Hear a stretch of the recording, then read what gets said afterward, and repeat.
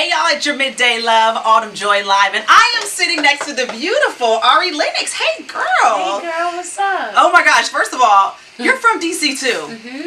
You too? That's what's up. Oh, I was so excited to talk to you. Okay, so are you DC or PG County? DC. Okay, because it might get complicated. Yeah, you know how it is. Like, people from PG County will say DC because they feel like maybe I'm PG. Fort Washington is PG. Girl, here's the thing. You're super PG. Well, I was born in DC. Okay. But I lived the first 3 years of my life in Fort Washington. Okay. Then I moved to Northern Virginia. Okay. So that's Chantilly, Fairfax, Loudoun County. And then Eastern Market area, and then DC. You're like legit DMV. Yeah. Okay. So I was born in Washington Hospital Center. Oh, nice. I lived in DC. Yes. Moved to Silver Spring. Okay. Then I moved to PG County. Okay. Then I was in Cheltenham. Yes. Right off 301. Then I was in Upper Marlboro. Girl, I was all over too. I love Upper Marlboro. I wanted to get a house there, but the prices are going up there too. They are. You know that gentrification is going on in DC right now. Have you been? I'm sure you've been back home, but do you really recognize DC anymore? Oh my God, I don't. It's beautiful, but it's bittersweet, but it's definitely heartbreaking. Yeah, it's not Chocolate City anymore. Not it's anymore. like Swirl City now. But I'm still happy that I see lots of black faces and lots of black youth, even like walking through U Street. Like I'm glad I still see black faces. Yeah, I think U Street is gonna always just kind of stay. Yeah. Stay black. Just please stay black. I pray. Or it won't be U Street. Lennox, thank you so much for hanging out with me. You're here for Dreamville Fest. Yeah. They're talking about like 45,000 people. Dang. That's a lot of people, girl. That's a lot of people. And Raleigh is like, just to kind of put it for in layman terms for you, Raleigh is like PG County, so it's kind of small, and 40,000 people in this specific location. It's going to be massive. It's a lot. Ooh. It's going to be a lot of people. Traffic's about to be crazy. And there's like a rock and roll concert going on while heck no.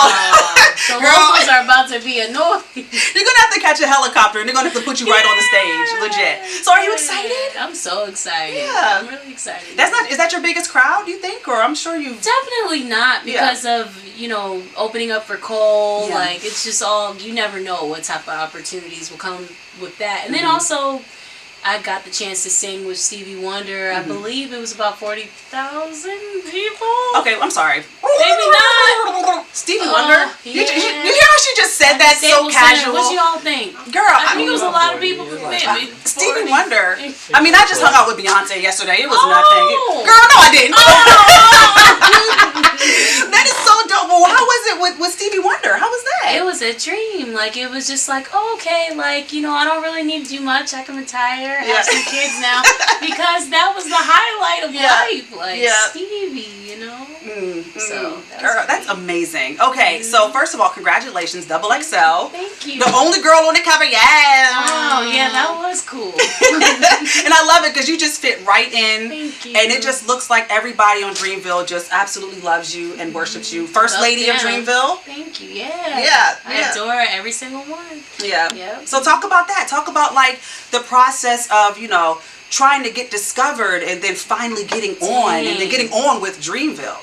I mean, it was just a wild, crazy process, but just lots of hard work. But I mean, dropping music definitely increased my chances, and Ebe and Cole found out about my music, and then eventually he would fly me out to Westlake recording studios right before the Forest Hills Drive tour, and then it was a wrap from then on out. Were you starstruck when you met J. Cole? Was it like or were you just, what's up, man? Just not cool really. With it? Not really at all. It was natural. It was cool. Yeah. I think I was more starstruck to meet Beyonce when I was in middle school. No, when I was in 5th grade, I met Beyonce, Michelle, and Destiny Child. And I was way more starstruck. Yeah, I think I would be too. Beyonce. Yeah, and she gave me her. They had this costume jewelry on, and they just gave all their jewelry to me and my sister. It was Do you still have it?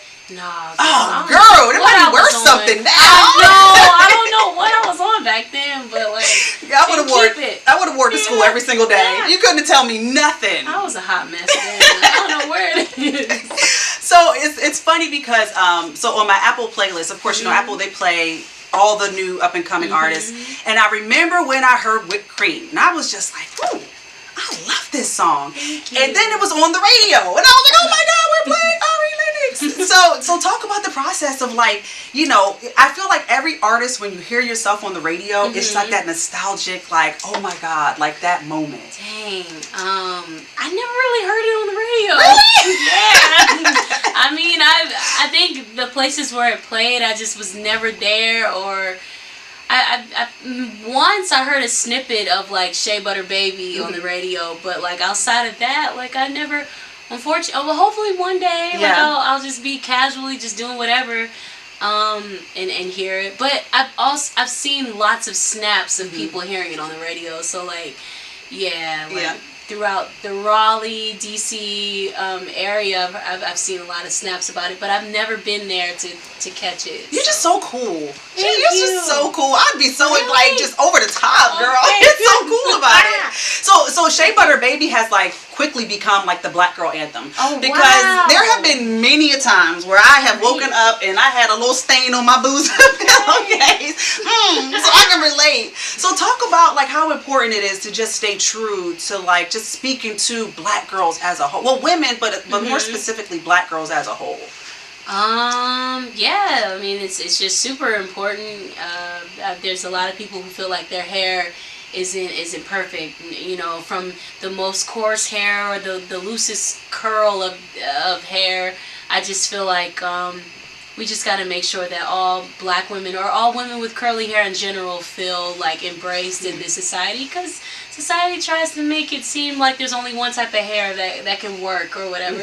So yeah, I think it's so important. I just try to encourage people to just be them, and yeah, whether it's under the weave or whatever. Yeah. Like, be you know? The braids under the weave, get that weave pack going. Yeah. Because it's a protective style. It is. It's growing, it's healthy. Keeps your edges intact. Yeah. I'm about to look into that. My edges gone. Huh? Girl, no, they're not. They about to be. They laid. You cute. I got a boo now.